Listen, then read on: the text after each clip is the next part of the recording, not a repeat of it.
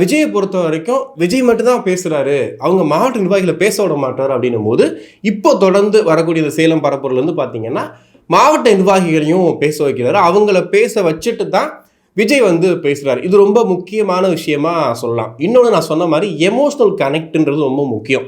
So இந்த மேடையில் விஜய் என்ன பண்ணிட்டாரு அப்படின்னா, நான் தனிச்சு நிற்கிறேன் அப்படின்னு சொல்லி, அதாவது விஜய் தனிச்சு நிற்கிறேன் ஊரே சொல்லுது.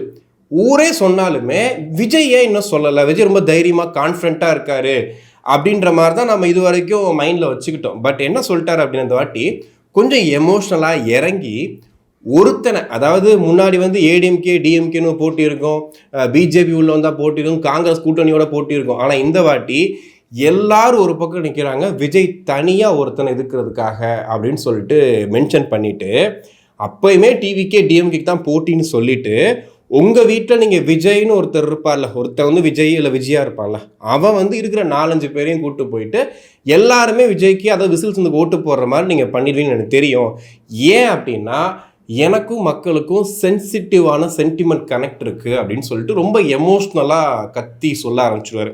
இது என்ன சொல்ல வருது அப்படின்னா, நான் உங்கள் கூட நிற்கிறேன், நீ எங்கள் கூட இருக்கீங்க, எனக்கு வேறு யாரும் இல்லை அப்படிங்கிற எமோஷனல் கனெக்டை வந்து அந்த ஸ்ட்ராட்டஜியை வந்து கையில் எடுத்துருக்காரு. அதாவது மக்களோட மக்களாக நான் இருக்கேன், அதாவது நான் வெளியில் வர்றேன், எப்பயாவது தான் வர்றேன், ஏதாவதுக்கு தான் பேசுகிறேன் அப்படிங்கிறத தாண்டி அதாவது என்னை வந்து உங்கள் வீட்டில் ஒருத்தனா நீங்கள் வச்சுருக்கீங்கன்றதை ரொம்ப ஸ்ட்ராங்காக இந்த மேடையில் வந்து விஜய் அவர்கள் சொல்கிறாரு. அதாவது இவ்வளோ நாள் வந்து உங்கள் வீட்டில் நான் இருக்கேன், உங்கள் இல்லத்தில் இருக்கேன், என் நெஞ்சில் நீங்கள் குடியிருக்கீங்க இதெல்லாம் சொன்னாலுமே இன்றைக்கி ரொம்ப ஸ்ட்ராங்காக சொல்லியிருக்காரோ அப்படிங்கிற மாதிரி தான் தோணுச்சு.